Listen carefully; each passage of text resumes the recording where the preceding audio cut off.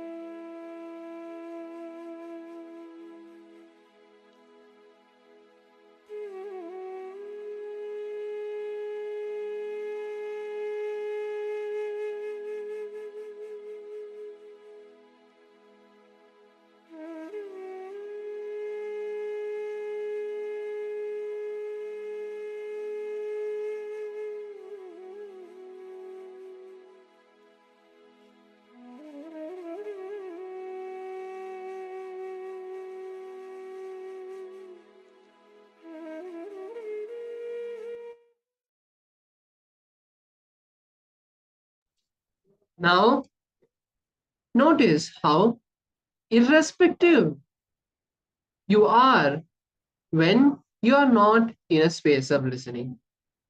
Now take a few moments and with decide to complete with all the incompletions you wrote in step 2 and decide to be in the space of listening in all situations from now onwards. Not next time, but from now. Take a few minutes to just close your eyes and drop these incompletions at Swamiji's feet.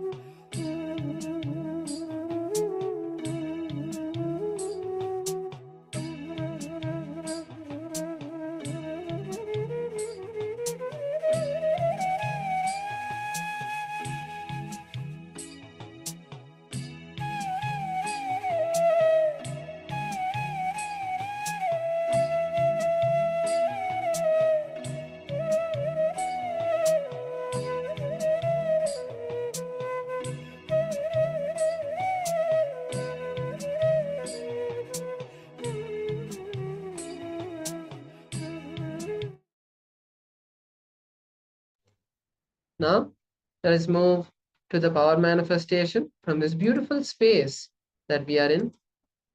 Today, we are going to be manifesting the beautiful powers of Paramashiva, the power of the Ashtamaha Shaktis. And let's first start with the Shastra Pramana once again. So the beautiful Shastra Pramana for the power of the Ashtamaha Shaktis is from the Shiva Samhita, chapter 5, verses 76 and 78. So let us now begin with the Shastra Pramana. Maranam kadyate tena sakena pina kadyate tasya syat parama siddhir animadi guna prada vayu sancharate dehe rasavriddhir bhave dhruvam akasha pankajagala piyutsavapi vardate. The beautiful translation is, death is eaten by Paramashiva. Paramashiva is eaten by none. Paramashiva manifests the highest powers of the Ashtamaha Shaktis. The wind energy moves equally through his body, and the juices of his body increase and decrease. The rasa vriddhi happens. The nectar overflowing from the ethereal lotus, Akasha Pankaja, also increases in him. So now, let us move into the manifestation. The round one of this power we are going to be manifesting is the power of increasing the size of an object. So now choose a particular object that you want to manifest the power with, and then take the base measurement of that object. You can keep it on a piece of paper, or you can take a scale and measure that object with the scale. So once you take the measurement, write it down or note it down somewhere, and then place the object in your palm. Then close your eyes, connect with Swamiji by chanting the Mahavakya, Om Nithyananda Paramashivoham, and then declare that the object should increase in size. And then at the end of the manifestation, once again, verify your manifestation. Let's begin.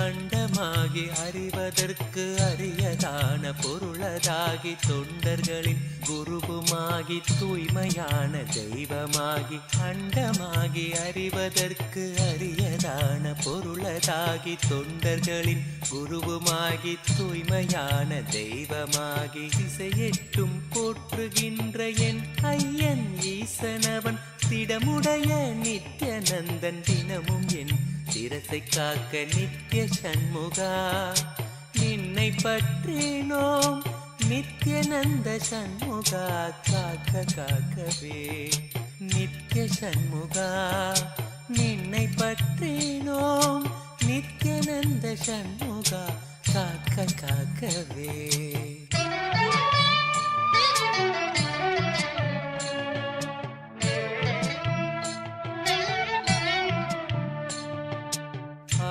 Adhisivan மைந்தனவன் ஆனந்தமாய் நெற்றி காக்க ஆறுமுக வேலவனோ இருநுதலை இசைந்து காக்க ஆதிசிவன் மைந்தனவன் ஆனந்தமாய் நெற்றி காக்க ஆறுமுக வேலவனோ இருநுதலை இசைந்து காக்க ஜோதியான தணிகை ஈசன் நித்யன் எந்தன் விழியை காக்க நாதனாம் நித்யநந்தன் நயமுடன் நாசி காக்க நித்ய சண்முகா நின்னை பற்றேனோ நித்யநந்த சண்முகா காக்க காக்கவே நித்ய சண்முகா நின்னை பற்றேனோ நித்யானந்த சண்முகா காக்க காக்கவே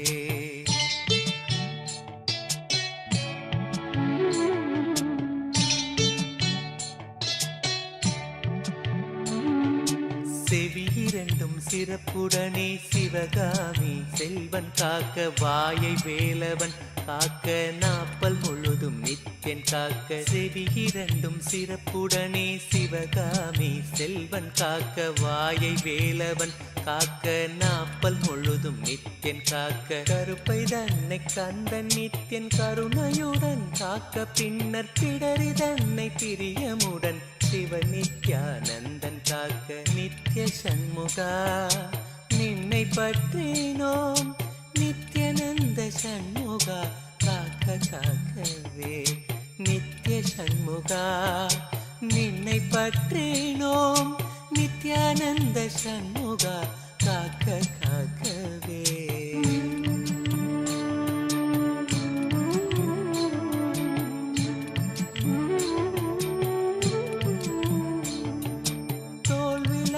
திருமகனின் மருமகனோ மகிழ்ந்து காக்க மார்பினை மறுத்திடாமல் மருதமலை நாதன் காக்க முழங்கைதனை முன்னிருந்து நித்ய சண்முகன் காக்க முழங்கைதனை முன்னிருந்து நித்ய சண்முகன் காக்க 12 கையை கொண்டு பிணியெல்லாம் நித்யன் தீர்க்க நித்ய சண்முகா நின்னை பற்றினோம் நித்யானந்த சண்முகா காக்க காக்கவே நித்ய சண்முகா நின்னை பற்றினோம் நித்யானந்த சண்முகா காக்க காக்கவே நித்யானந்த சண்முகா காக்க காக்கவே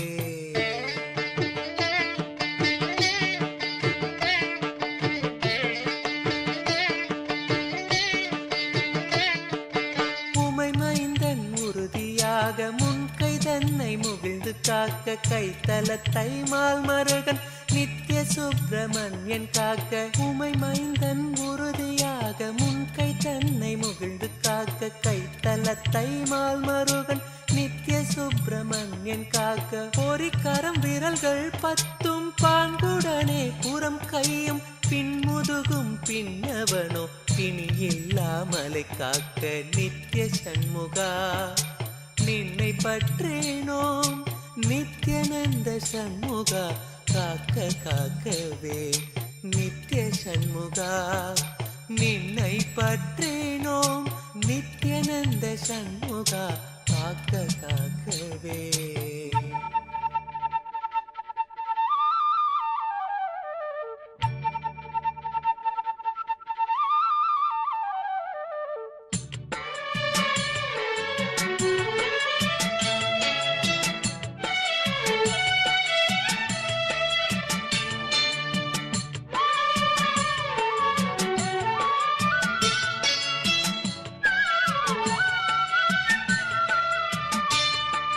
தேவி மைந்தன் தாளினையும் இருமுழங்காலும் காக்க தொடையோடு கணைக்கால் தனை கைலை செல்வன் கணிந்து காக்க தேவி மைந்தன் தாளினையும் இருமுழங்காலும் காக்க தொடையோடு கணைக்கால் தனை கைலை செல்வன் கணிந்து காக்க நேருடை பாடிரெண்டும் நித்யானந்த ஈசன் காக்க சீரிய குதிக்கால் தன்னை குரு நித்யானந்தன் காக்க நித்ய சண்முகா நின்னை பற்றினோம் நித்யானந்த சண்முகா காக்க காக்கவே நித்ய சண்முகா நின்னை பற்றினோம் நித்யானந்த சண்முகா காக்க காக்கவே.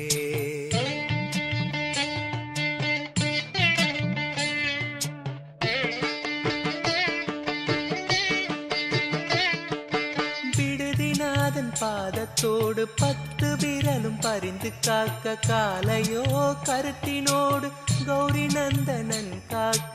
விடுதிநாதன் பாதத்தோடு 10 விரலும் பறிந்து காக்க காலையோ கருத்தினோடு கௌரி நந்தனன் காக்க. மெய்யுடன் முழுதும் ஆதி விமல நித்யானந்தன் காக்க. தெய்வநாயக விசாகன் தினமும் என் நெஞ்சை காக்க. நித்ய சண்முகா நின்னை பற்றேனோம் நித்யானந்த சண்முகா காக்க காக்கவே. நித்ய சண்முகா நின்னை பற்றேனோம் நித்யானந்த சண்முகா காக்க காக்கவே.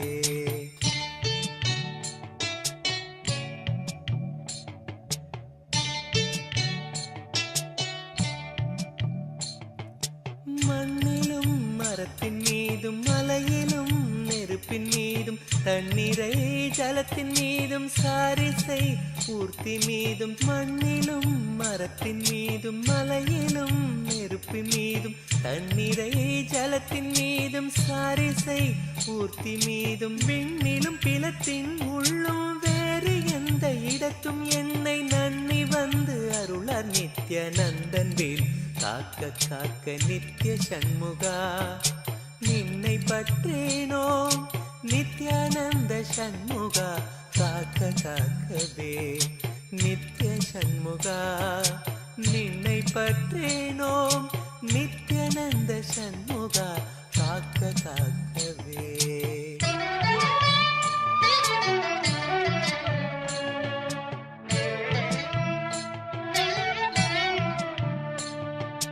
தொல்வினைகள் சூழ்ந்தென்னை தொல்லை செய்யாமல் காக்க.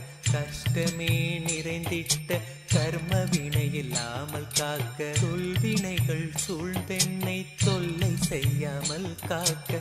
கஷ்டமே நிறைந்திட்ட கர்ம வினை இல்லாமல் காக்க. சித்தமலம் ஒடுங்கி எங்கள் சித்த சுத்தி செய்து காக்க. ஸ்ரத்தையோடு வணங்க எம்மை சிவனர் மைந்தன் காக்க காக்க. நித்ய சண்முகா நின்னை பற்றேனோம் நித்யானந்த சண்முகா காக்க காக்கவே. நித்ய சண்முகா நின்னை பற்றேனோம் நித்யானந்த சண்முகா காக்க காக்கவே.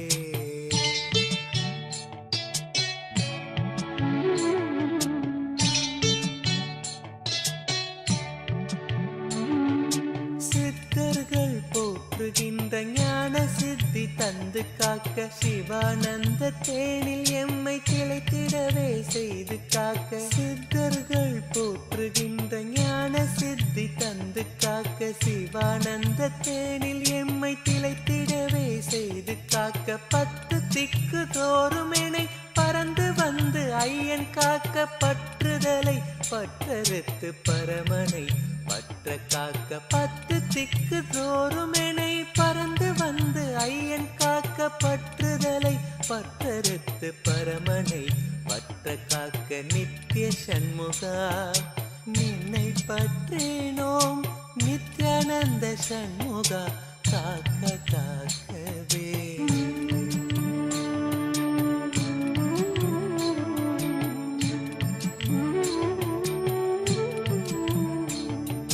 பிறப்பினோடு இறப்பினையும் பெயர்ந்து நித்யா காத்திடுவாய். பிறவாமை என்கின்ற பெரும்வரம் நீ தந்திடுவாய். பிறப்பினோடு இறப்பினையும் பெயர்ந்து நித்யா காத்திடுவாய். பிறவாமை என்கின்ற பெருவரம் நீ தந்திடுவாய். சம்ஸ்காரங்கள் கடந்து ஆன்ம ஞானம் தந்து காக்க. சரணடைந்தோம் நித்யானந்த சண்முகனே நித்தம் காக்க. நித்ய சண்முகா நின்னை பற்றேனோம் நித்யானந்த சண்முகா காக்க காக்கவே. நித்ய சண்முகா நின்னை பற்றேனோம் நித்யானந்த சண்முகா காக்க காக்கவே.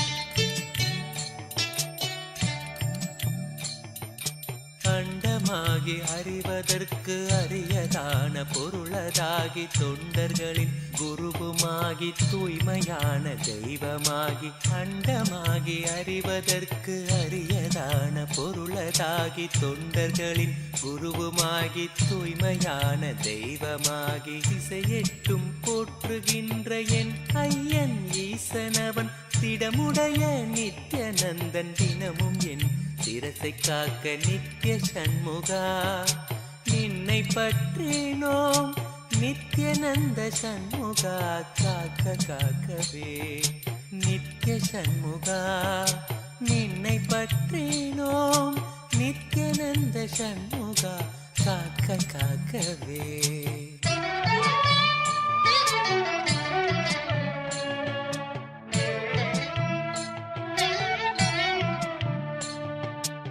ஆதிசிவன் மைந்தனவன் ஆனந்தமாய் நெற்றி காக்க ஆறுமுக வேலவனோ இருநுதலை இசைந்து காக்க ஆதிசிவன் மைந்தனவன் ஆனந்தமாய் நெற்றி காக்க ஆறுமுக வேலவனோ இருநுதலை இசைந்து காக்க ஜோதியான தணிகை ஈசன் நித்யநந்தன் விழியை காக்க நாதனாம் நித்யநந்தன் நயமுடன் நாசி காக்க நித்ய சண்முகா நின்னை பற்றினோம் நித்யநந்த சண்முகா காக்க காக்கவே நித்ய சண்முகா நின்னை பற்றினோம் நித்யானந்த சண்முகா காக்க காக்கவே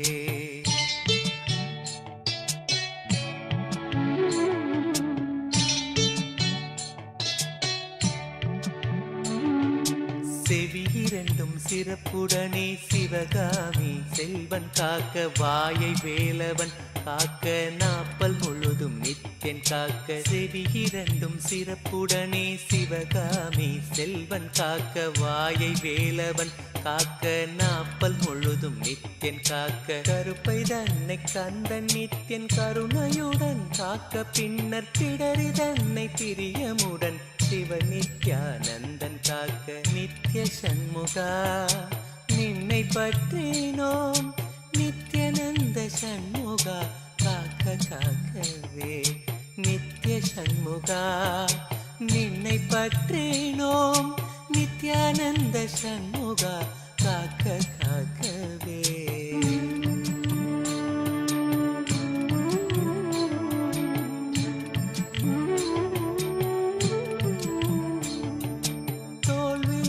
திருமகனின் மருமகனோ மகிழ்ந்து காக்க மார்பினை மறுத்திடாமல் மருதமலை நாதன் காக்க முழங்கைதனை முன்னிருந்து நித்ய சண்முகன் காக்க முழங்கைதனை முன்னிருந்து நித்ய சண்முகன் காக்க 12 கையை கொண்டு பிணியெல்லாம் நித்யன் தீர்க்க நித்ய சண்முகா நின்னை பற்றினோம் நித்யநந்த சண்முகா காக்க காக்கவே நித்ய சண்முகா நின்னை பற்றினோம் நித்யநந்த சண்முகா காக்க காக்கவே நித்யநந்த சண்முகா காக்க காக்கவே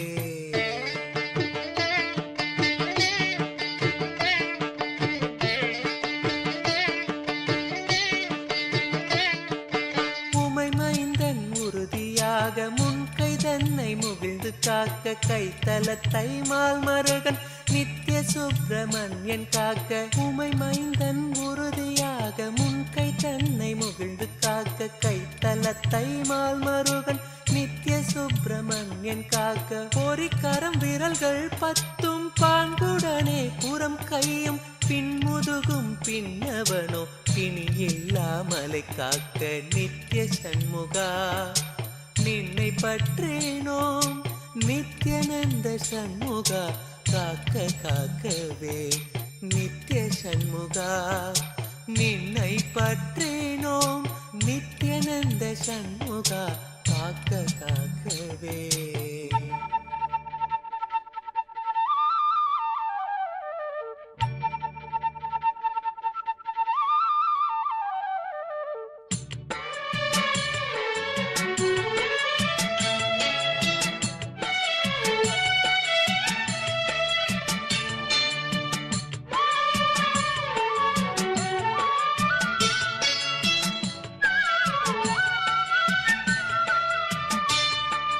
தேவி மைந்தன் தாளினையும் இரு முழங்காலும் காக்க தொடையோடு கணைக்கால் தனை கைலை செல்வன் கனிந்து காக்க தேவி மைந்தன் தாளினையும் இரு முழங்காலும் காக்க தொடையோடு கணைக்கால் தனை கைலை செல்வன் கனிந்து காக்க நேருடை பாடிரெண்டும் நித்யானந்த ஈசன் காக்க சீரிய புதிக்கால் தன்னை குரு நித்யானந்தன் காக்க நித்ய சண்முகா நின்னை பற்றினோம் நித்யானந்த சண்முகா காக்க காக்கவே நித்ய சண்முகா நின்னை பற்றினோம் நித்யானந்த சண்முகா காக்க காக்கவே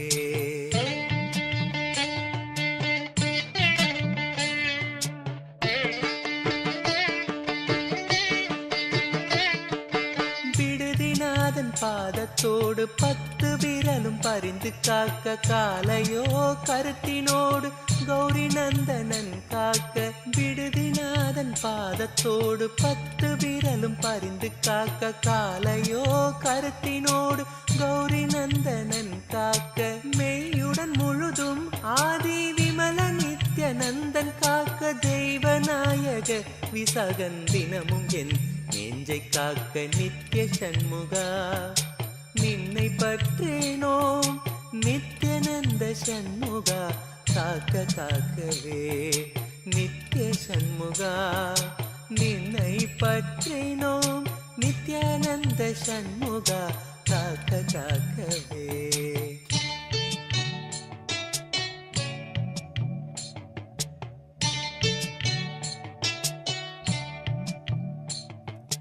மண்ணிலும் மரத்தின் மீதும் மலையிலும் நெருப்பின் மீதும் தண்ணீரை ஜலத்தின் மீதும் சாரிசை ஊர்த்தி மீதும் மண்ணிலும் மரத்தின் மீதும் மலையிலும் நெருப்பின் மீதும் தண்ணீரை ஜலத்தின் மீதும் சாரிசை ஊர்த்தி மீதும் விண்ணிலும் பிளத்தின் உள்ளும் வேறு எந்த இடத்தும் என்னை நன்னி வந்து அருளார் நித்யானந்தன் வேல் காக்க காக்க நித்ய சண்முகா நின்னை பற்றினோம் நித்யானந்த சண்முகா காக்க காக்கவே நித்ய சண்முகா நின்னை பற்றினோம் Nityananda. Around 5,000 years ago, at the end of Mahabharat War, the ancient enlightened Hindu civilization consisted of 10,000 Hindu traditions, or sampradayas, that existed in 56 Hindu nations, 200 Hindu kingdoms, 1,700 Hindu provinces that covered more than 6 million kilometers square of Asia.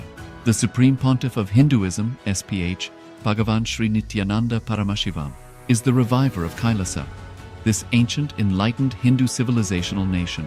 KAILASA is an unbroken cultural, religious, historical, civilizational, and sovereign continuation and revival of multiple of these historical Hindu sovereign states and Hindu ecclesiastical entities. The unbroken continuity of these ancient Hindu nations through KAILASA results in the legal recognition of KAILASA as per the international customary law, particularly the doctrine of continuity. The international law, the doctrine of continuity, implies that upheavals and revolutions within a country, changes in government, territorial adjustments, measures taken during military occupation, or other internal transformations do not negate the existence of the country, do not affect the legal personality and international obligations of the country or state.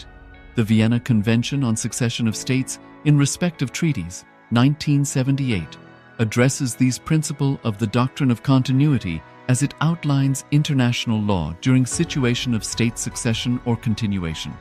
International law recognizes a state's legal personality by recognizing its identity. This perspective extends even during the period when the given state or country is annexed or occupied by a foreign power. Even in such cases, the legal personality of the state is considered to persist, enabling its subsequent re-establishment. Historical examples dating back to the 18th century include cases like Portugal and Genoa that were re-established after the Vienna Congress of 1815. More recent examples include countries such as Poland, Ethiopia, Czechoslovakia, Albania, and Austria that were re-established after World War II. Even when a nation is deprived of its territory, the nation continues to exist. Its sovereignty and international legal personality continues to persist. The Dalai Lama, as the spiritual and temporal leader of Tibet, exemplifies this principle. In 1959, the Dalai Lama was exiled and forced to flee. Despite the challenges faced, the Dalai Lama continues to advocate for the preservation of Tibetan culture and garners worldwide support for Tibetan autonomy on the global stage. Similarly, from 1309 to 1376, the Pope of Catholicism had been in exile in Avignon. Despite this, he was recognized as the head of state as well as head of the church and given full privileges of the position after their return to Rome. Even in 1861, much of the papal territories had been lost, leaving the Pope with no sovereign territory other than the papal residence and related buildings. Yet his temporal powers were still acknowledged. He was recognized as a head of state, and later, the Lateran Treaty of 1929 formally re-established papal sovereignty over the Vatican City. The Sovereign Order of Malta further exemplifies this principle, retaining international recognition as a sovereign entity despite the permanent loss of their territory upon Napoleon's invasion in June 1798. Despite such permanent loss of territory, the sovereignty and the international legal personality of the Sovereign Order of Malta continue to persist. Much later in 1894, the order settled in Rome and acquired two properties, the Magistral Palace and the Magistral Villa that received extraterritorial status. Today, the order maintains diplomatic relations with 112 countries, issues its own diplomatic passports, currency, stamps, and vehicle registration plates, and has been granted observer status in the United Nations. All these examples of state re-establishment illustrate the principle of continuity of states, as per international law, that a state's legal personality persists over time. A nation continues to exist even after a complete loss of territory. A far more striking example is of the oceanic countries, which are under the threat of their entire nation being drowned and submerged due to rising sea levels owing to global warming. In response to such existential threat of climate change, Pacific Island nations, including Tuvalu, have enacted constitutional amendments and made international declarations affirming that their nation and their sovereign rights will continue to persist, despite their entire territory being lost to the sea.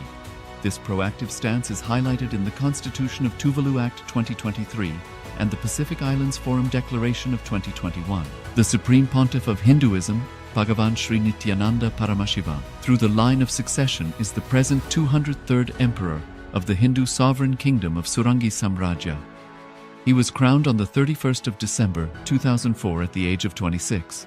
Thus, by very same principles of the doctrine of continuity, through which the international legal personality of Portugal, Genoa, Poland, Ethiopia, Czechoslovakia, Albania, Austria, Vatican, Tibet, Sovereign Order of Malta, and several other nations has been recognized despite having undergone a period of exile, annexation, occupation by a foreign power, or despite loss of territory.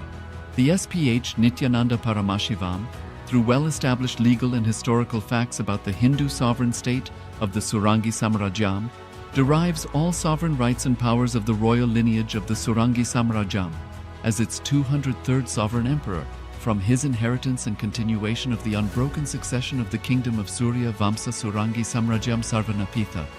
Surya Vamsa Surangi Samrajyam, through unification with 20 other sovereign Hindu states and sovereign ecclesiastical, historical entities, became part of the United States of KAILASA, which thus became a sovereign, independent juridical state, with the SPH Nithyananda Paramashivoham as the sovereign. Just as how the oceanic nations like Tuvalu have safeguarded their sovereignty from the existential threat of total submersion by amending their constitution and asserting that their sovereignty will persist regardless of the loss of their territory, KAILASA, which is a sovereign continuation of 21 sovereign Hindu states and sovereign ecclesiastical historical entities, is also reviving and continuing the Kumari Kandam Hindu nations that got submerged. As per the doctrine of continuity, these facts imply that the Kailasa's statehood is recognized by international law and manifests as a natural outcome of well-established historical legal facts. Share your time, talent, and treasure. Become part of Kailasa. Sign up as an eCitizen https://kailasa.ecitizen.info Around 5,000 years ago, at the end of Mahabharat War, the ancient enlightened Hindu civilization consisted of 10,000 Hindu traditions, or sampradayas, that existed in 56 Hindu nations, 200 Hindu kingdoms, 1,700 Hindu provinces that covered more than 6 million kilometer square of Asia. The Supreme Pontiff of Hinduism, SPH, Bhagavan Sri Nithyananda Paramashivoham, is the reviver of KAILASA, this ancient enlightened Hindu civilizational nation. KAILASA is an unbroken cultural, religious, historical, civilizational, and sovereign continuation and revival of multiple of these historical Hindu sovereign states and Hindu ecclesiastical entities. The unbroken continuity of these ancient Hindu nations through KAILASA results in the legal recognition of KAILASA as per the international customary law, particularly the doctrine of continuity.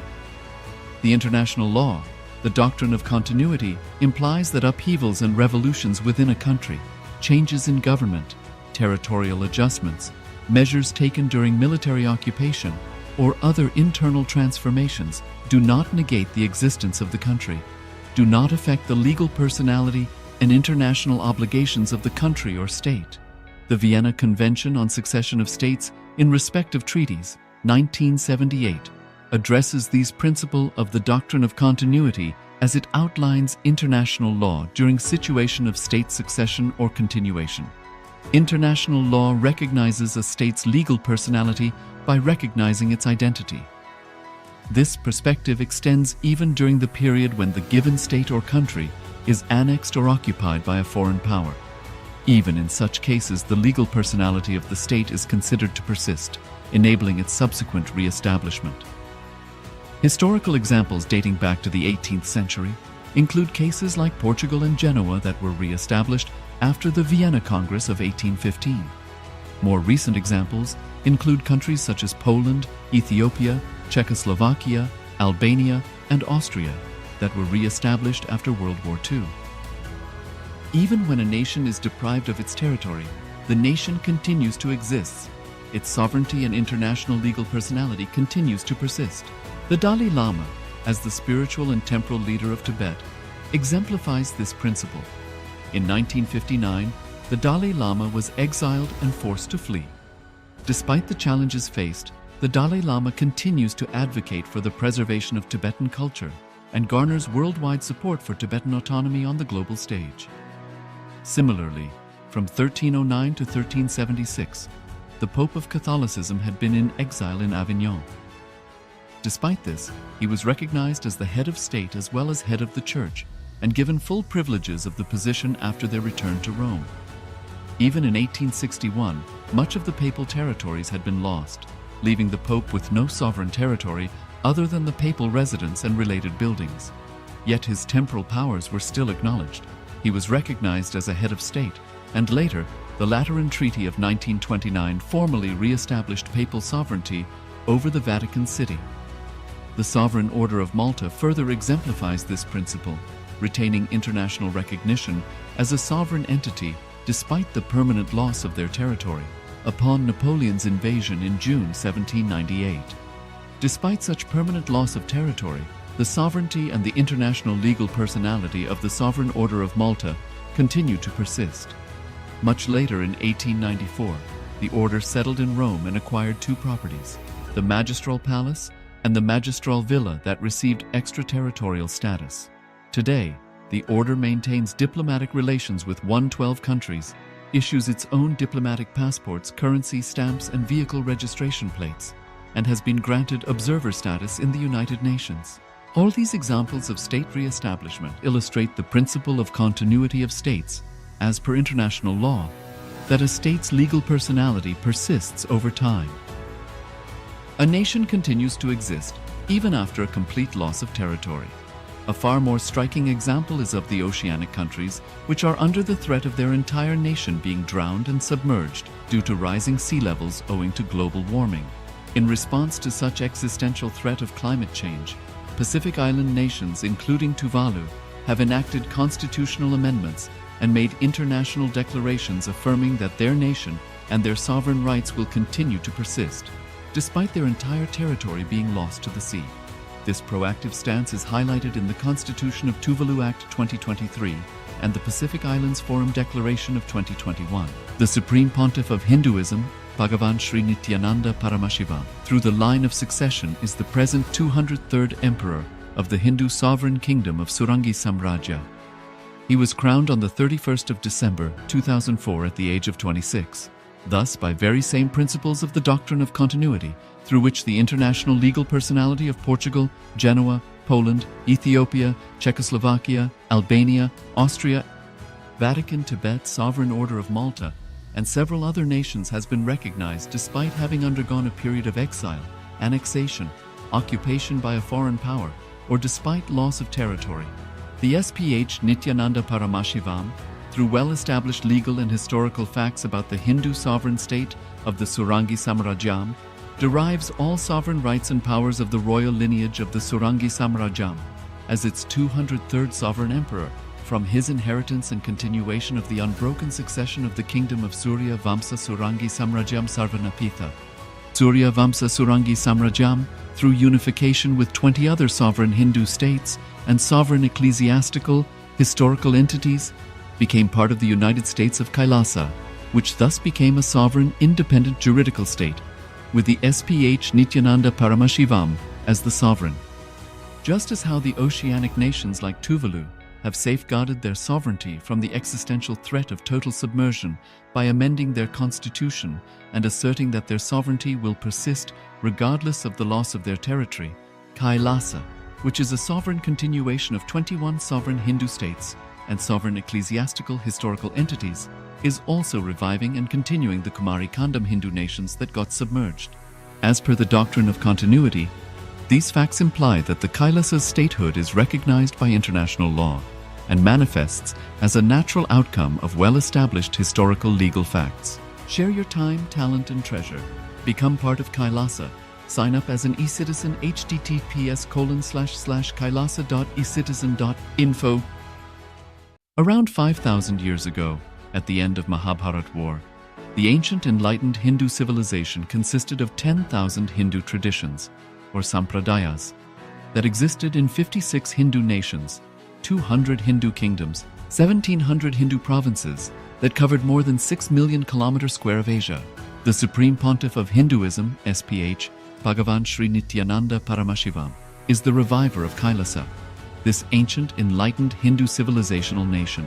Kailasa is an unbroken cultural, religious, historical, civilizational, and sovereign continuation and revival of multiple of these historical Hindu sovereign states and Hindu ecclesiastical entities. The unbroken continuity of these ancient Hindu nations through Kailasa results in the legal recognition of Kailasa as per the international customary law, particularly the doctrine of continuity. The international law, the doctrine of continuity, implies that upheavals and revolutions within a country, changes in government, territorial adjustments, measures taken during military occupation, or other internal transformations do not negate the existence of the country, do not affect the legal personality and international obligations of the country or state. The Vienna Convention on Succession of States in respect of treaties, 1978, addresses these principles of the doctrine of continuity as it outlines international law during situation of state succession or continuation. International law recognizes a state's legal personality by recognizing its identity. This perspective extends even during the period when the given state or country is annexed or occupied by a foreign power. Even in such cases, the legal personality of the state is considered to persist, enabling its subsequent re-establishment. Historical examples dating back to the 18th century include cases like Portugal and Genoa that were re-established after the Vienna Congress of 1815. More recent examples include countries such as Poland, Ethiopia, Czechoslovakia, Albania, and Austria that were re-established after World War II. Even when a nation is deprived of its territory, the nation continues to exist. Its sovereignty and international legal personality continues to persist. The Dalai Lama, as the spiritual and temporal leader of Tibet, exemplifies this principle. In 1959, the Dalai Lama was exiled and forced to flee. Despite the challenges faced, the Dalai Lama continues to advocate for the preservation of Tibetan culture and garners worldwide support for Tibetan autonomy on the global stage. Similarly, from 1309 to 1376, the Pope of Catholicism had been in exile in Avignon. Despite this, he was recognized as the head of state as well as head of the Church, and given full privileges of the position after their return to Rome. Even in 1861, much of the papal territories had been lost, leaving the Pope with no sovereign territory other than the papal residence and related buildings. Yet his temporal powers were still acknowledged. He was recognized as a head of state, and later, the Lateran Treaty of 1929 formally re-established papal sovereignty over the Vatican City. The Sovereign Order of Malta further exemplifies this principle, retaining international recognition as a sovereign entity despite the permanent loss of their territory upon Napoleon's invasion in June 1798. Despite such permanent loss of territory, the sovereignty and the international legal personality of the Sovereign Order of Malta continue to persist. Much later in 1894, the order settled in Rome and acquired two properties, the Magistral Palace and the Magistral Villa that received extraterritorial status. Today, the order maintains diplomatic relations with 112 countries, issues its own diplomatic passports, currency stamps, and vehicle registration plates, and has been granted observer status in the United Nations. All these examples of state re-establishment illustrate the principle of continuity of states, as per international law, that a state's legal personality persists over time. A nation continues to exist even after a complete loss of territory. A far more striking example is of the oceanic countries, which are under the threat of their entire nation being drowned and submerged due to rising sea levels owing to global warming. In response to such existential threat of climate change, Pacific Island nations, including Tuvalu, have enacted constitutional amendments and made international declarations affirming that their nation and their sovereign rights will continue to persist, despite their entire territory being lost to the sea. This proactive stance is highlighted in the Constitution of Tuvalu Act 2023 and the Pacific Islands Forum Declaration of 2021. The Supreme Pontiff of Hinduism, Bhagavan Sri Nithyananda Paramashivoham, through the line of succession is the present 203rd Emperor of the Hindu Sovereign Kingdom of Surangi Samrajya. He was crowned on the 31st of December 2004 at the age of 26. Thus, by very same principles of the doctrine of continuity, through which the international legal personality of Portugal, Genoa, Poland, Ethiopia, Czechoslovakia, Albania, Austria, Vatican, Tibet, Sovereign Order of Malta, and several other nations has been recognized despite having undergone a period of exile, annexation, occupation by a foreign power, or despite loss of territory. The SPH Nithyananda Paramashivoham, through well-established legal and historical facts about the Hindu sovereign state of the Surangi Samrajyam, derives all sovereign rights and powers of the royal lineage of the Surangi Samrajyam as its 203rd sovereign emperor, from his inheritance and continuation of the unbroken succession of the kingdom of Surya Vamsa Surangi Samrajyam Sarvanapitha. Surya Vamsa Surangi Samrajyam, through unification with 20 other sovereign Hindu states and sovereign ecclesiastical, historical entities, became part of the United States of KAILASA, which thus became a sovereign, independent juridical state, with the SPH Nithyananda Paramashivoham as the sovereign. Just as how the oceanic nations like Tuvalu have safeguarded their sovereignty from the existential threat of total submersion by amending their constitution and asserting that their sovereignty will persist regardless of the loss of their territory, KAILASA, which is a sovereign continuation of 21 sovereign Hindu states and sovereign ecclesiastical historical entities, is also reviving and continuing the Kumari Kandam Hindu nations that got submerged. As per the doctrine of continuity, these facts imply that the Kailasa's statehood is recognized by international law and manifests as a natural outcome of well-established historical legal facts. Share your time, talent, and treasure. Become part of Kailasa. Sign up as an eCitizen https://kailasa.ecitizen.info. Around 5,000 years ago, at the end of Mahabharat War, the ancient enlightened Hindu civilization consisted of 10,000 Hindu traditions, or sampradayas, that existed in 56 Hindu nations, 200 Hindu kingdoms, 1,700 Hindu provinces that covered more than 6 million kilometers square of Asia. The Supreme Pontiff of Hinduism, SPH, Bhagavan Sri Nithyananda Paramashivoham, is the reviver of Kailasa. this ancient, enlightened Hindu civilizational nation. Kailasa is an unbroken cultural, religious, historical, civilizational, and sovereign continuation and revival of multiple of these historical Hindu sovereign states and Hindu ecclesiastical entities. The unbroken continuity of these ancient Hindu nations through Kailasa results in the legal recognition of Kailasa as per the international customary law, particularly the doctrine of continuity. The international law, the doctrine of continuity, implies that upheavals and revolutions within a country, changes in government, territorial adjustments, measures taken during military occupation, or other internal transformations do not negate the existence of the country, do not affect the legal personality and international obligations of the country or state.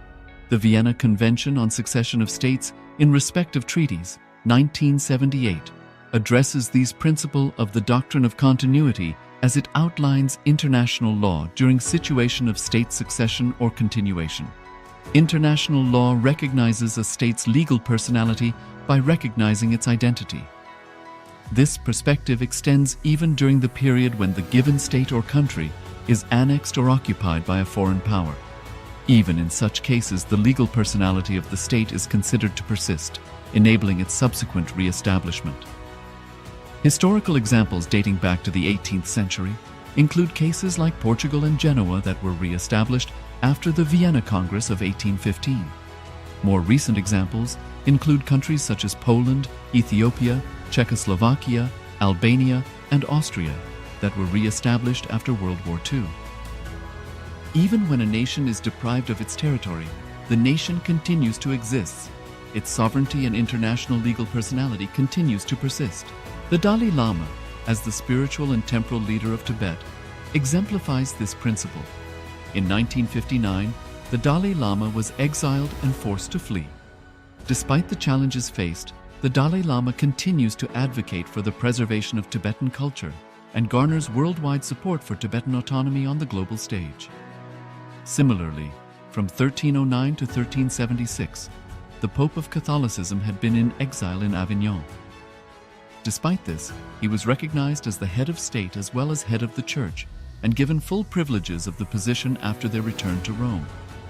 Even in 1861, much of the papal territories had been lost, leaving the Pope with no sovereign territory other than the papal residence and related buildings. Yet his temporal powers were still acknowledged. He was recognized as a head of state, and later, the Lateran Treaty of 1929 formally re-established papal sovereignty over the Vatican City.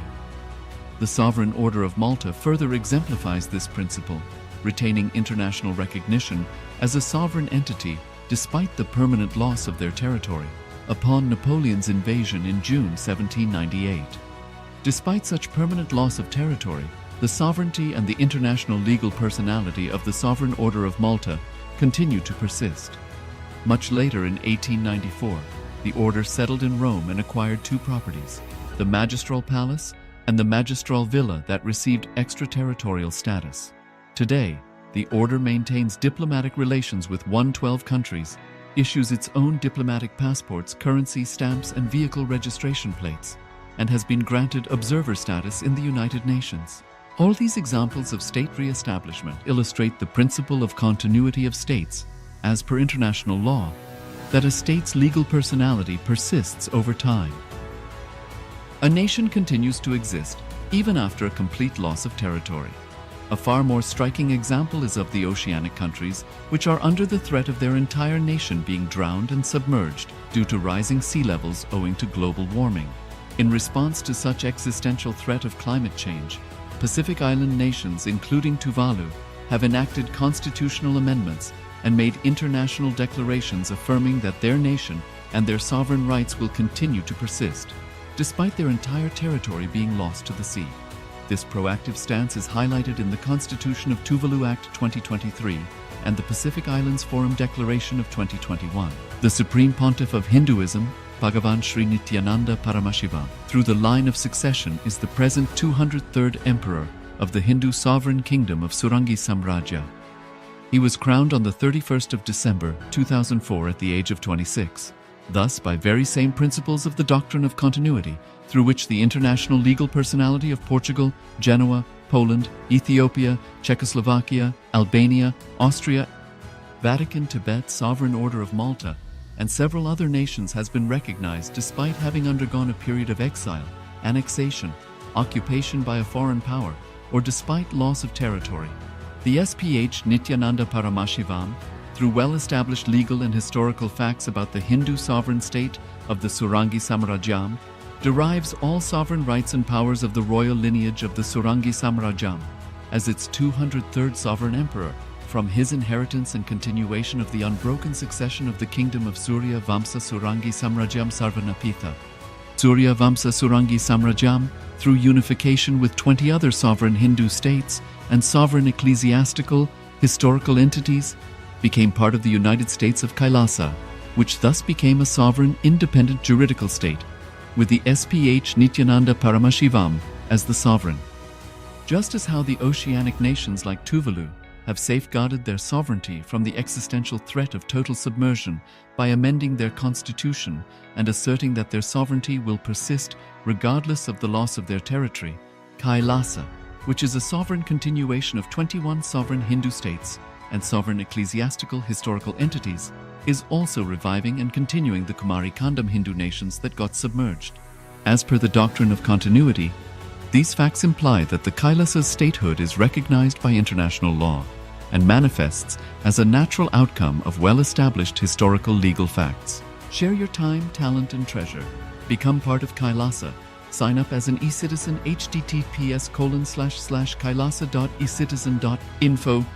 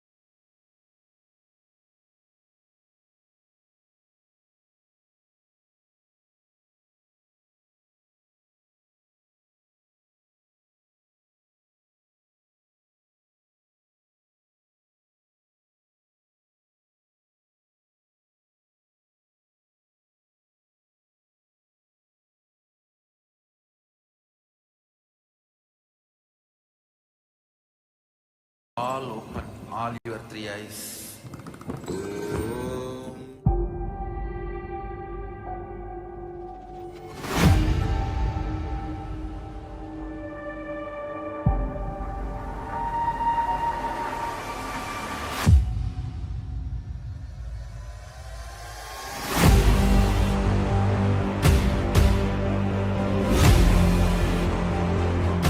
Much more higher than the frequency of your being. That is why your eye is just flooded by thoughts. Your eye, that is why I say, in that state you don't have eye. Your eye is just flooded by thoughts. The frequency of thoughts is too much. Your eye disappears. Your eye is flooded. You don't have control.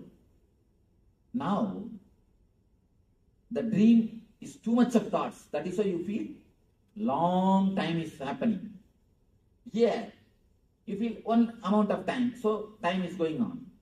In little higher consciousness, time, you see, even if it is thousands of years, you will not feel the time has gone because the number of thoughts is less. That is why we always say, Devatas have got different calendar. For us, if it is 1000 years, for them it is only one day. For us, if it is a yuga, for them it is only one day. It is the space in which you live. There you have a different time.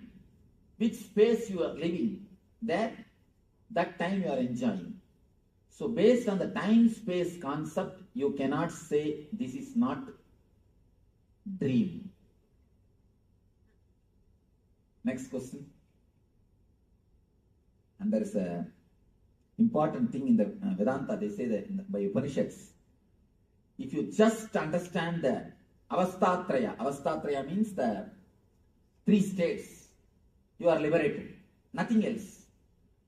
You are liberated from all the pains and sufferings if you just understand these three concepts deeply, clearly, intellectually, just intellectually. I am not telling about anything. You don't have to become enlightened. The very clear intellectual understanding about these three states will liberate you from pains and sufferings. Any other? Why you are laughing? No, actually, I know why you are not able to believe what I say. No, why you not only you must be able to believe, you must be able to really feel it. Why we are not able to feel, the understanding never goes deeper level. The understanding is never taken sincerely. That is the reason. For example, people come and tell me, Swamiji, I know smoking is wrong, but I am not able to drop. But do you say, I know touching the fire will burn me, but I am not able to stop? No. You don't say that. This you understand, but that you don't understand totally. Yeah. This you know solid way, that you don't understand it. Unless that person gets cancer, even if he gets, he justifies. Maybe this, maybe that, maybe because of that, maybe because of this, as if all the people who don't smoke, they don't get cancer or what. Some logic. You have some logic. You have some misunderstanding. That is the reason you say, I know smoking is wrong, but I am not able to drop. Means with full consciousness, you never understood. Now you understand with full consciousness. All these days, if you are not liberated, please be very clear. There are many people who come and tell me, no, Swamiji, I read enough of books about this avastatraya. I read so many books about this Vedanta philosophy. I am not liberated. Means what? There is some gap in your understanding. If you say that, there is some gap. Now, put your whole effort to understand it clearly and have the courage to go behind this truth. You will see it will be liberated. Liberation is not such a big task as we think, These guys have made it so difficult because they want to have monopoly. Now really I tell you, these few guys want to have monopoly because of the 2-3 reasons. One is the particular community. Second thing, just to have the prestige from the society. Because of these few things, the idea, concept of liberation has become too complicated, man. Otherwise, you think the concept of liberation is too complicated. How can liberation be complicated if it is your nature? If it is not your nature, it is not worth achieving. Forget about it. If it is your nature, why should you achieve? It is your svabhava. It is just a small nut. That's what I am telling you. Enlightenment is not achieved by any big techniques, tapas, meditation. It is just a knack of understanding and living the life. That's all. Enlightenment is a simple knack of using your mind, using your understanding and intelligence in your life. That's all. This intelligence, this understanding, if it can clearly go into your being, if you can clearly analyze only one thing, only one important thing, you should spell out all your doubts. Only when you spell out all your doubts, only when you express all your doubts, it can be cleared. If you are lazy, no, who will ask all these questions? All right, the Swami says means it must be true only, let us leave it. If you are too lazy to spell out your questions, or if you are too bored, all right, who wants all these things? Leave it, Swamiji. Let us go to next subject. If you are too lazy to spell out, or too lethargic to understand, then you have a problem. If you really sincerely look into it. Not lethargic, I think it's the understanding power is not there. No, ma, there is no need to say understanding power. See, understanding power means whatever words I utter, have understanding of dictionary meaning. That's enough. There is no need to go for any metaphysical understanding. That's what I'm saying. There is, you see one thing, don't be afraid at all that there is some metaphysical meaning for my words. I am not talking in any metaphysical terms. Do you understand? You see how straight I am simply opening the things. I am cutting the things clearly. Just understand my words based on Oxford Dictionary. That is enough. Dictionary meaning, not metaphysical meaning. Dictionary meaning is more than enough to give you the intelligence. Where you are stuck, where you are not able to understand, just open up. Put me the question. That's what I wanted. That's what I wanted. See, somewhere if you are locked, somewhere if it is not clicking, that's why in the Vedanta they say, Upanishad means sitting with master, that's all. Nothing else. Just sit with master, express the questions and get the replies, that is enough. You are out of pain. See, 90% of our pains are not physical, they are emotional and psychological. And not only that, there's a thick layer of pain in your being. The thick layer of pain invites more pain. Unconsciously, you do such a kind of activities, you do this kind of deeds, which creates pain for you and which invites pain for others. No, Swamiji, nobody invites the disease or the pain for themselves. When it's there, we recognize it and say, I have a disease. One simple thing, ma. Nobody invites cancer. But if they continue to smoke, what it means? There are some other cancers that doesn't come with smoking. But those we don't invite them, they come to you. There are many diseases, ma. We may not directly invite. Our food habits invites. That's what. Our food habits are inviting. Our sleeping habits invite. But food habits, sleeping habits, whose habits, ma? Those are the habits that somebody made it to us. That is what now I am telling. Now it is time for Maybe us to. my mom fed me that and my mom made me to sleep that time. Whatever it is. That is what now I am telling. Now it is time to liberate ourselves and create our own setup, our own understanding for ourselves. May not be You may think it is too late. There is nothing too late. We can surely help ourselves. Yes, some question. You want? I'm Amber. So what you're saying is that all suffering comes from misunderstanding? Yes.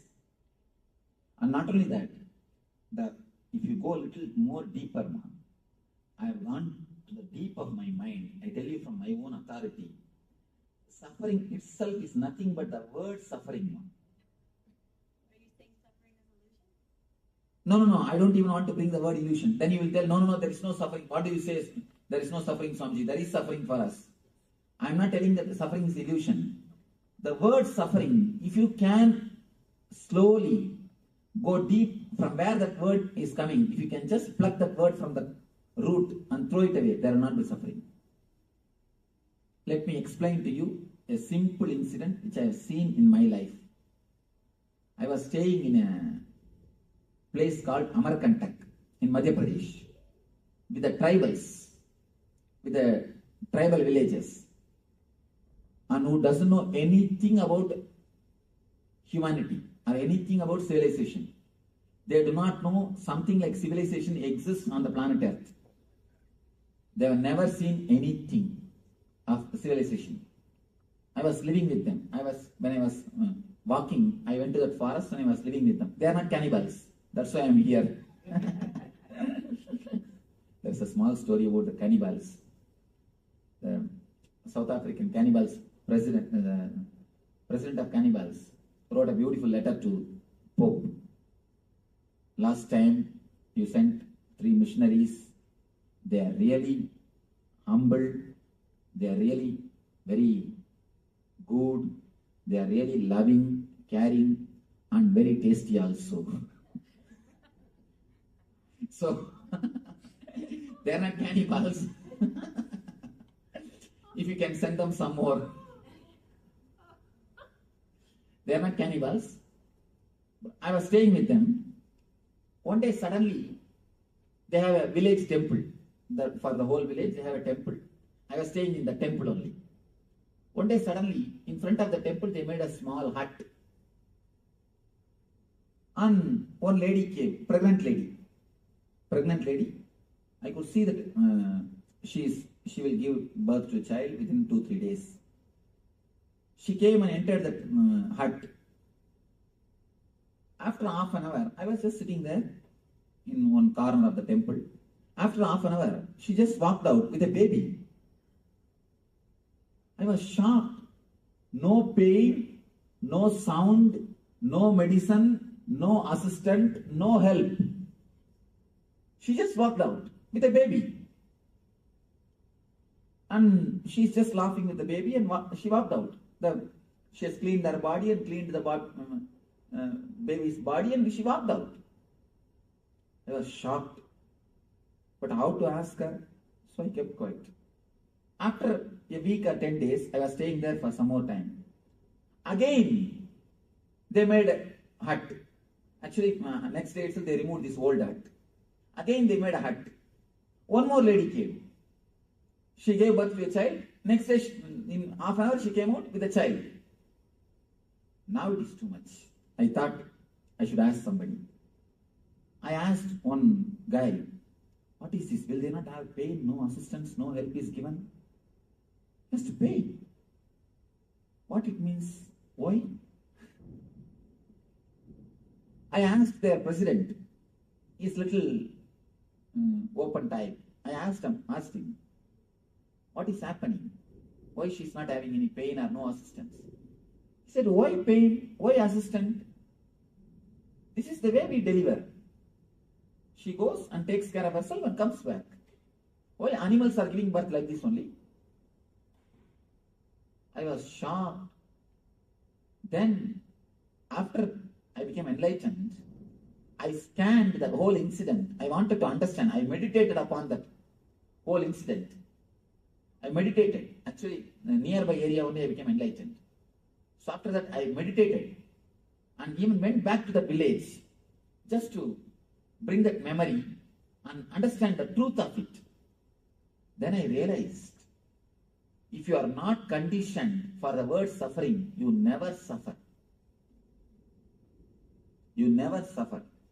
Now, then I understood that deep secret. After the age of 7, whatever words is uttered by your mom, dad, friends, you pick up all those words. When they say headache, I'm stressed out, I'm gone, keep quiet, I have a headache, I have this, I have that. You just pick up all those words and you start repeating all those words.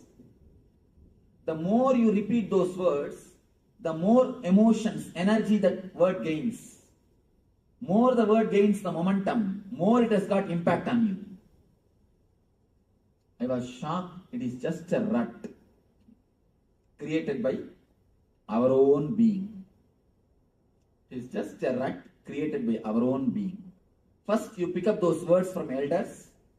You start repeating mentally at the age of 7, unconsciously. And when you repeat naturally, you will see the effect of that words in you. When you see the effect, you start believing more that you have pain, you have suffering. More you believe, the more the word gains the momentum. The more the word gains the momentum, more suffering. More suffering, more belief, more momentum. More suffering, more belief, more momentum. The same cycle goes on, goes on, goes on. If you look little deep, that is what now they are doing in the hypnotherapy. In the hypnotherapy, they hypnotize a person and they put a burning charcoal in his hand and they say, you are not getting burned, you are having a beautiful flower in your hand, you are having rose in your hand, you are having a beautiful flower in your hand, you will be surprised. Not only the person never gets burned, when they remove that charcoal, the rose smell is there in the hand.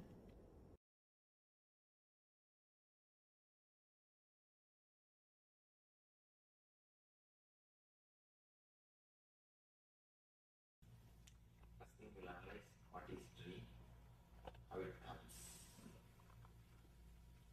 Dreams come, different kinds of dreams. How, why, any idea? Dream? That's something that you do every night, probably daytime also. Important. Actually, we do it in the daytime also. It's a bit complicated, but I think from my experience, sometimes if you eat certain foods and you go to bed, you have very strange dreams. Or you observe deeply. Even the food is associated with your dream. Please understand what he said is truth. The certain kind of food you will have always the same type of nightmare. That's true. And if you just fast for 3 days, some vrata do, you will have a good feast in that dream. You will have wonderful feast in the dream.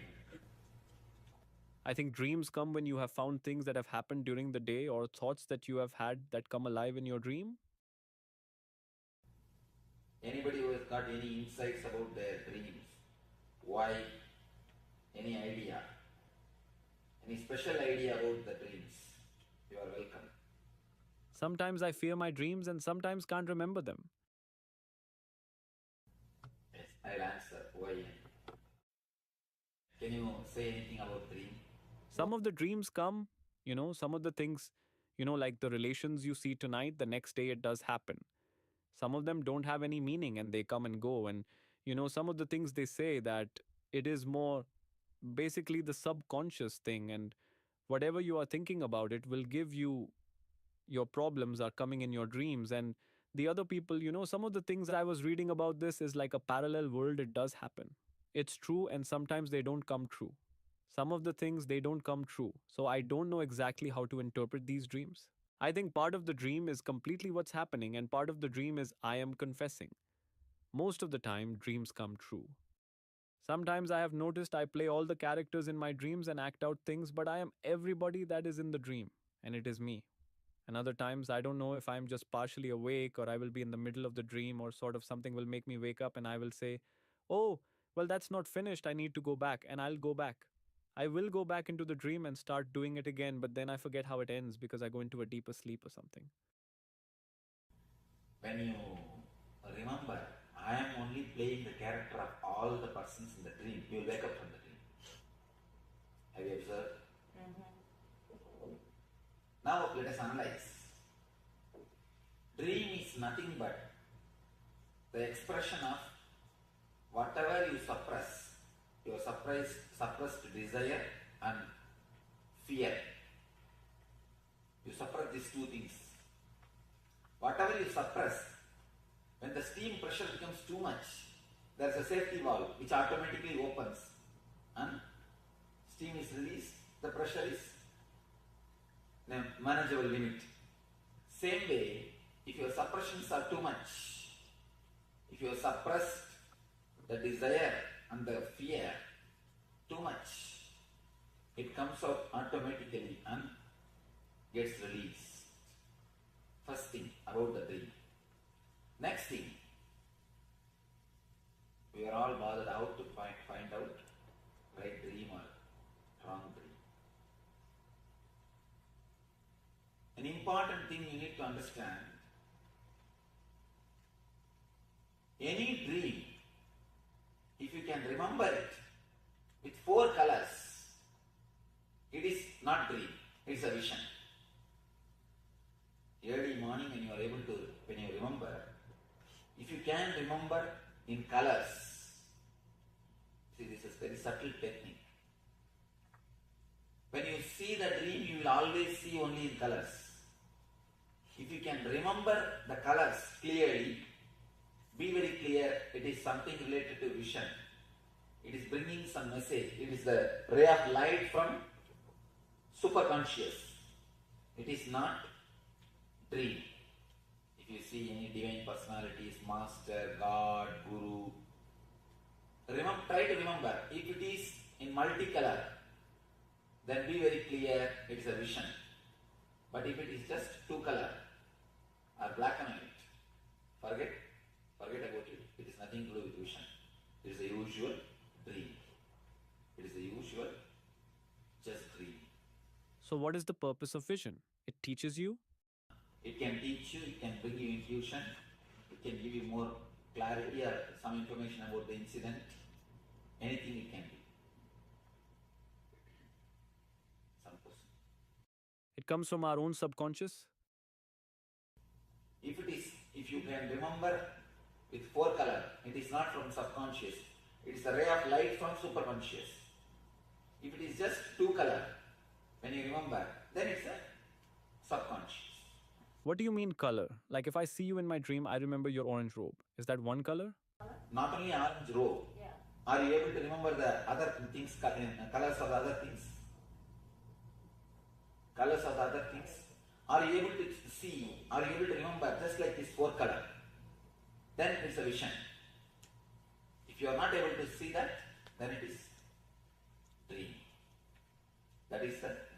Do the visions always have to make sense? Because I cannot remember right now if they are in color or not. But my dreams don't really make...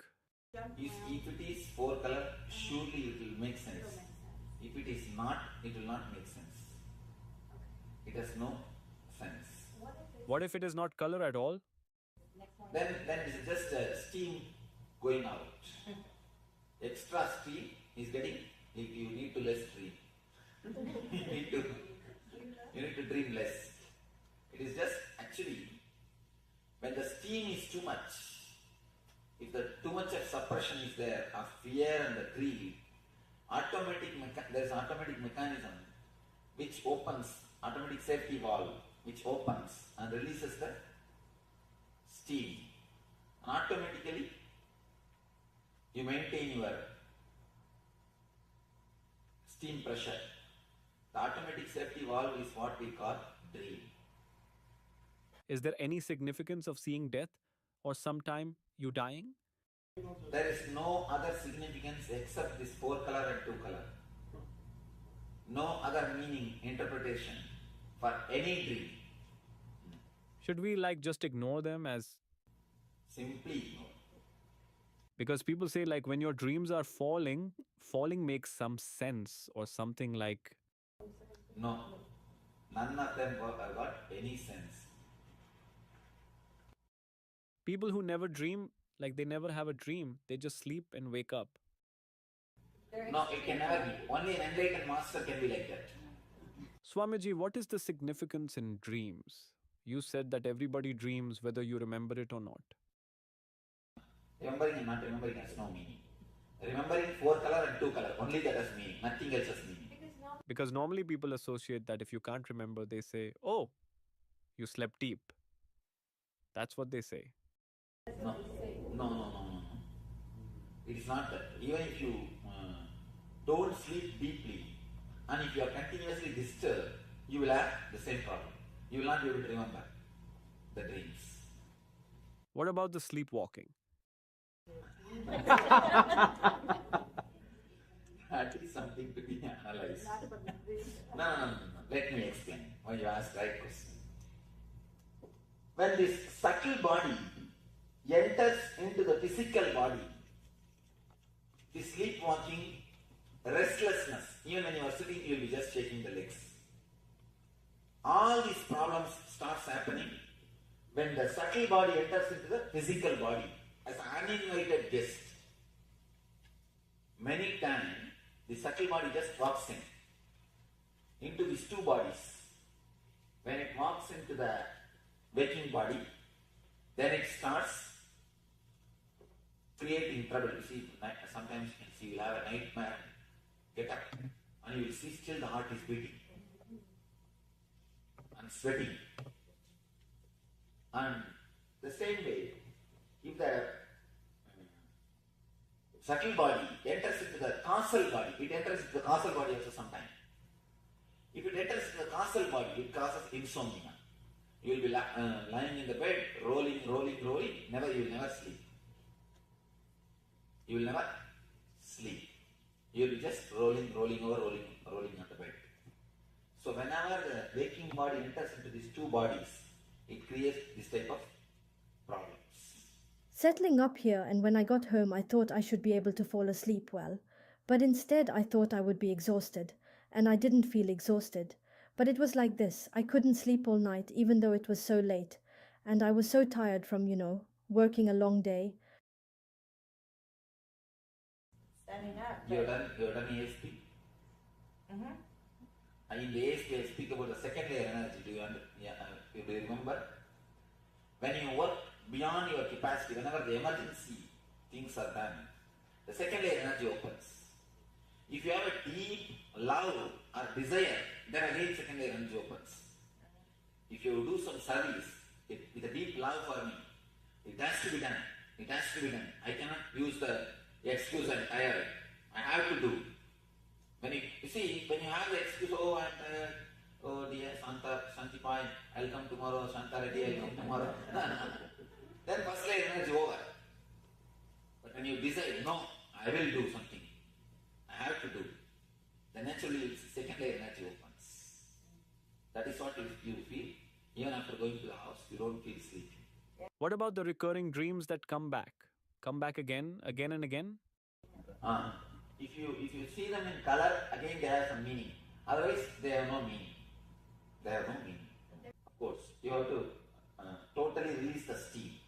You should not maintain the steam in the optimum pressure level. You always maintain the steam in the optimum pressure level. Steam means the suppressed desire and fear. That is why you are in sickness. Better open the safety valve once for all and let the steam go out. We will be doing that. Today we will be doing the technique to open the safety valve. Swamiji, you said we will move in sleep or when we are awake. Even anytime. The subtle body actually enters into the physical body by force. See, the subtle body enters into the physical body by force. It means the physical body also don't have so much of awareness. It gives place. So people that bite their nails all time, is it the same thing? But what causes that to happen? Like, what are the some things that cause them? Restless, suppressed, that's what you see, the suppression, suppressed desire and the fear. If it becomes too much, it is just on the verge level. Any moment you can become this or that. That is the thing which keeps you in the restlessness. Swamiji, whenever I have a bad dream, why is it that when something undesirable is about to happen, I am able to realize it as a dream and I can either stop that from happening or I wake up. If some bad is going to happen in the waking state, it comes in the dream. You mean? No, when I am dreaming, if something bad like I'm about to fall off a cliff or whatever, In the peak of greed, in the peak of desire, and the peak of fear, you wake up. Because desire and fear brings you to your consciousness, brings you to the present moment. The moment you come to the present moment, you wake up. And many times people come and tell me, I had such wonderful dreams on I was seeing that person whom they want to see. Suddenly they wake up. They come and complain, oh, I woke up. why some dreams come true, some don't come true. That's what. If you can remember in the fourth color, it will come true. Otherwise, it won't come true. It will never come true. Any two-color dream will never come true. You can do research on your dreams. Yes. Sometimes you do have a dream that you like and you want to continue. That is what. Yes, you see, that is what the deep desire or the deep fear will bring you to the present moment. The moment you come to the present moment, you are awake. You are out of the dream. So you were just saying the deep desire and greed. In other words, could you say that whatever it is true, live it to the best, and you say that will bring you back? That is what I mean. When you live totally, your greed comes to maximum. Then you fall in the present moment. You fall in the present moment. You are out for a single moment. You get a glimpse of the higher consciousness. Whenever you fall in the present, you come out. You come out.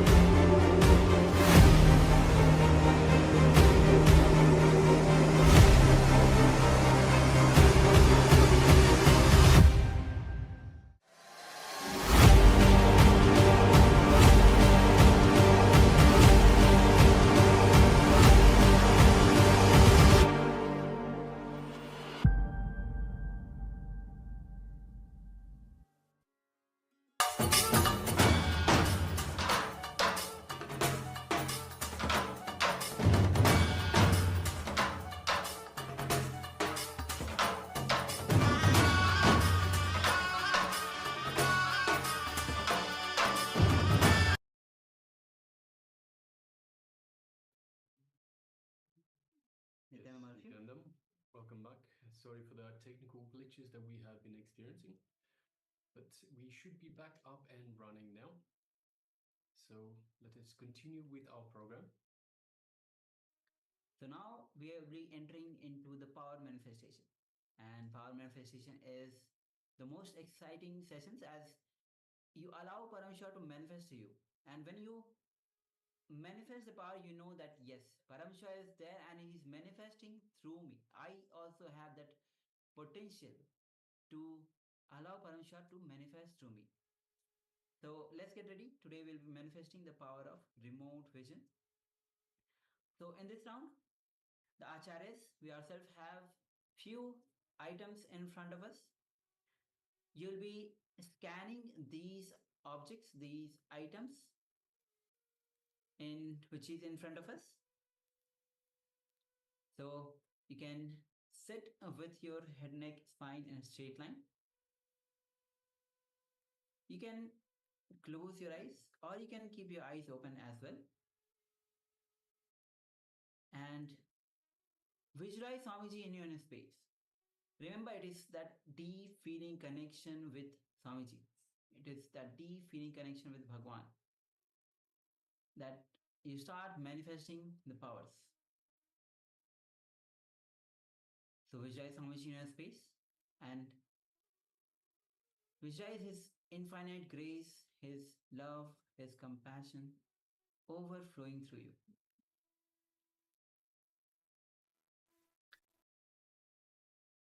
Gently bring your awareness to your third eye. And through your third eye, gaze to Swamiji's third eye. And start to unclutch from every single thought. Go on unclutching. Whether it is a thought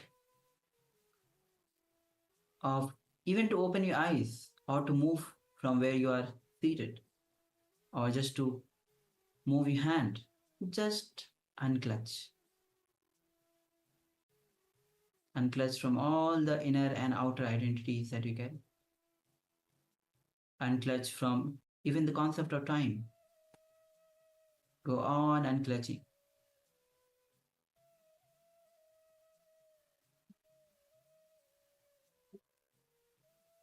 And finally enter into the space of that pure unclutched space, the pure nirvikal samadhi. Now let's start chanting the Mahavakya. Om Nithyananda Paramashivoham.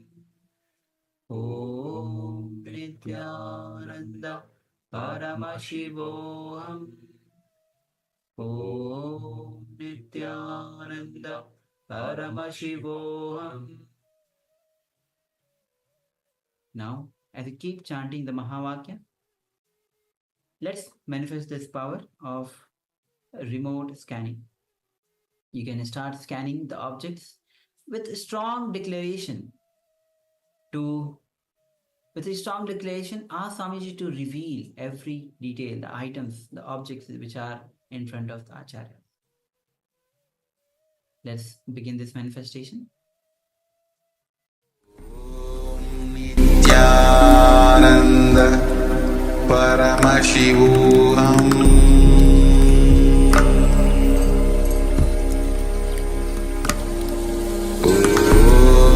Nithyananda Paramashivoham.